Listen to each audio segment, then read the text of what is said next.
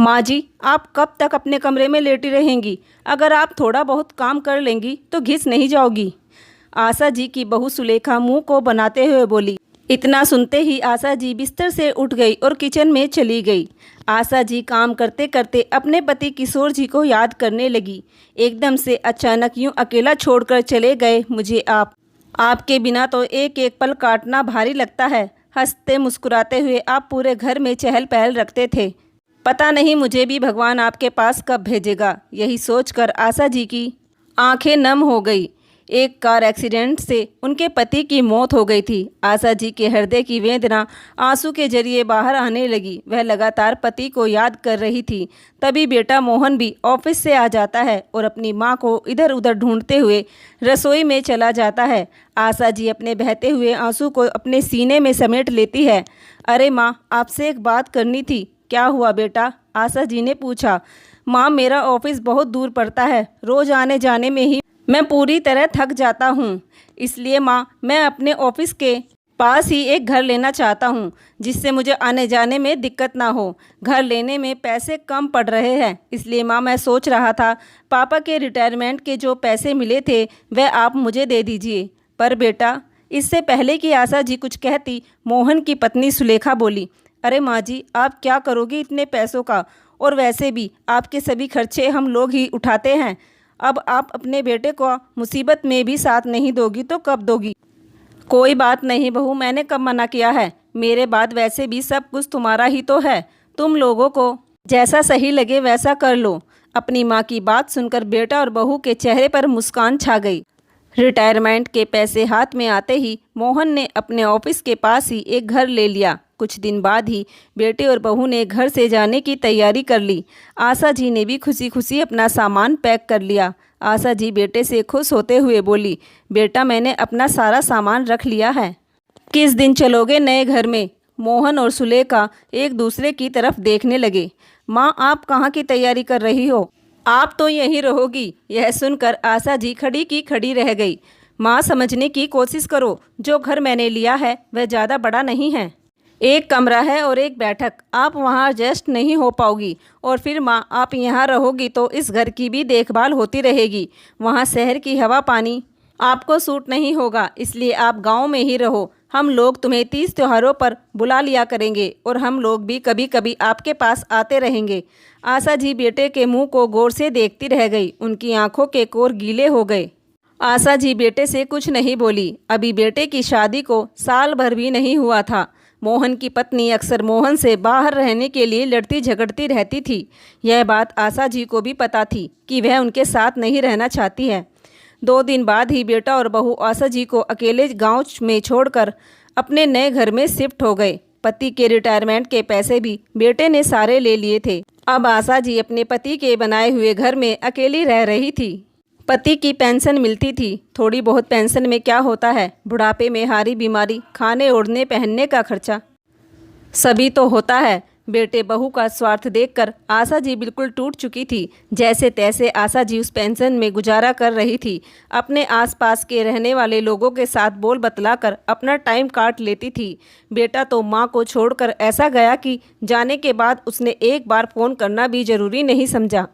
जब कभी मन करता तो आशा जी खुद बेटे के पास फ़ोन करके बात करती, पर उधर से बेटे बहू का कभी भी फ़ोन नहीं आता, ना ही वो उनसे मिलने आते। आशा जी की बड़ी बहन का बेटा राजीव, उसका घर थोड़ी ही दूर पर था। वह अक्सर आशा जी से मिलने आ जाया करता था। समय के साथ साथ आशा जी को बुढ़ापा आने लगा था। अब उन्हें किसी सहारे की ज़रूरत थी। जो सहारा बुढ़ापे में माँ बाप को बच्चों से मिलना चाहिए, उन्हें उस सहारे की ज़रूरत थी। एक दिन आशा जी ने फ़ोन पर मोहन से कई बार आने के लिए कहा। पहले तो उसकी पत्नी ने मोहन से मना कर दिया। फिर मोहन बोला, अरे सुलेखा, एक बार चल कर तो देख लेते हैं, क्या बात है। मोहन अपनी पत्नी को लेकर माँ के पास आ गया।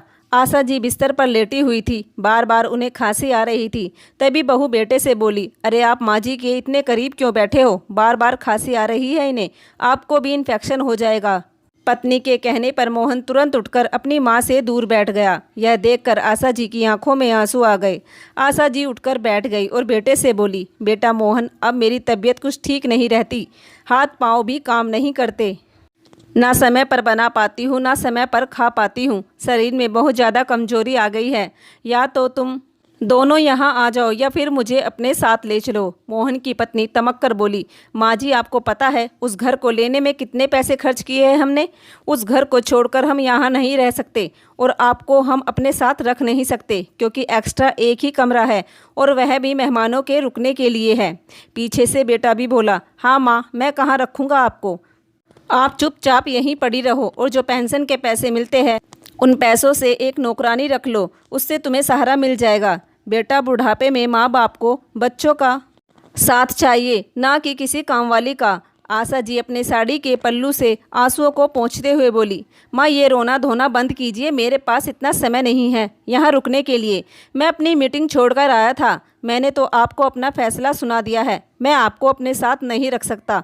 मोहन झुंझलाते हुए बोला, बेटा क्या इस दिन के लिए ही तुझे मैंने पाल पोस कर बड़ा किया था कि एक दिन तू मुझे बुढ़ापे में इस तरह असहाय छोड़ देगा। माफ़ करो माँ, मेरे पास ये लेक्चर सुनने के लिए समय नहीं है, मुझे बहुत काम है। चलो सुलेखा, पहुँचते पहुँचते देर हो जाएगी। मोहन अपनी पत्नी का हाथ पकड़ वहाँ से चला गया। आज बेटे बहू की बात सुनकर वह यह तो समझ चुकी थी कि बेटे के हाथ में पैसे देकर उन्होंने बहुत बड़ी गलती कर दी। अब उन्हें अपनी इस बूढ़ी माँ की ज़रूरत नहीं है। आज आशा जी अपने कमरे में बैठी खूब रोई। उसी समय उनकी बहन का बेटा राजीव भी उनसे मिलने आ गया, उनके लिए खाना भी बनाकर लाया था। अरे मौसी क्या हुआ, क्यों रो रही हो आप? आशा जी ने बेटे बहू के बारे में कभी किसी से कुछ नहीं कहा था, लेकिन आज उनका कलेजा बाहर आ रहा था। आज आशा जी ने बेटे और बहू की सारी बातें बता दी, जिसे सुनकर राजीव को बहुत ही हैरानी हुई। जिस बेटे को मैंने 9 महीने कोख में रखा, जिसकी खुशियों के लिए मैंने अपनी सभी इच्छाओं को मार दिया था, क्या कुछ नहीं किया इसके लिए मैंने, और आज इसने बुढ़ापे में आकर मुझे धोखा दे दिया। अब यह माँ इसे बोझ लगने लगी है। मुझे रखने के लिए इसके पास एक कमरा तक नहीं है। जिस माँ के बिना यह एक पल नहीं रहता था, माँ माँ करते हुए सारे दिन मेरे आगे पीछे रहता था, अब पत्नी के आते ही माँ को भूल गया। मौसी आप परेशान मत हो, आप मेरे साथ मेरे घर चलिए, मैं आपकी सेवा करूंगा। आपको तो पता है मेरी माँ तो बहुत पहले गुजर चुकी है, मुझे आपकी सेवा करके यह सौभाग्य भी मिल जाएगा।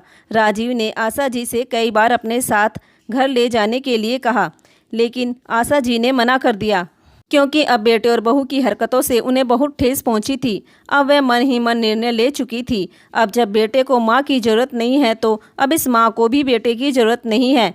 ठीक है बेटा, जो तुझे सही लगा तूने किया, अब जो मुझे सही लगेगा मैं करूँगी।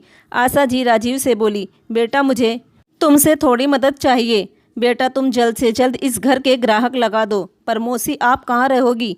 बेटा जो माँ बाप बेसहारा हो जाते हैं, जिनकी कोई औलाद नहीं होती और जिनकी होती है वह अपने माँ बाप को बेसहारा छोड़ देते हैं, ऐसे बूढ़े लोगों के लिए एक ही आसरा होता है, वृद्धाश्रम। मैं वृद्धाश्रम में रहूँगी। आशा जी के कहने पर राजीव ने उस घर के ग्राहक लगा दिए और आशा जी ने अपने उस घर को 90 लाख रुपए में बेच दिया और जाकर एक वृद्धाश्रम में रहने लगी। समय ने ऐसा खेल खेला कि जिस घर को मोहन ने खरीदा था वह गैर कानूनी जगह में बना हुआ था। आशा जी को वृद्धाश्रम गए हुए ठीक से 2 दिन भी नहीं हुए थे कि मोहन के पास घर खाली करने का नोटिस पहुंच गया। जब मोहन के हाथ में नोटिस पहुंचा तो दोनों पति पत्नी बुरी तरह पागल से हो गए। मोहन ने बहुत कोशिश की उस घर के लिए कार्रवाई करने की, लेकिन उसके कुछ हाथ नहीं लगा। सुलेखा नोटिस के हिसाब से यह घर गैर कानूनी जगह बना हुआ है, मेरे साथ धोखा हुआ है, अब हमें यह घर खाली करना पड़ेगा, अब और कोई रास्ता नहीं है, चलो माँ के पास ही चलते हैं। दोनों ने सामान बांधा और अगले ही दिन निकल पड़े। पर जैसे ही घर पहुँचे, घर में रह रहे एक परिवार को देख दोनों सक पका गए। पूछने पर बताया कि यह घर बेच दिया गया है। इतना सुनते ही तो दोनों के होश उड़ गए। और इस घर में एक बूढ़ी माँ रहती थी, वह कहाँ है? हमें नहीं पता, जब हम आए थे तो घर खाली था।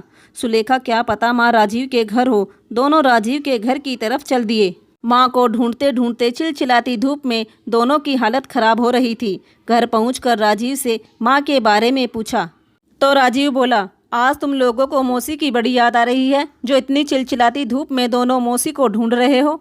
राजीव एक बार हमें माँ का पता बता दो। कई बार पूछने पर राजीव ने उन्हें उस वृद्धाश्रम का पता बता दिया। वहाँ पहुँचते ही सामने बैठी आशा जी को देख बेटा उन पर जाकर बुरी तरह चिल्लाकर बोले, माँ, यह सब क्या है? आपने मुझसे बिना पूछे ही उस घर को बेच दिया। आपकी हिम्मत कैसे हुई घर को बेचने की?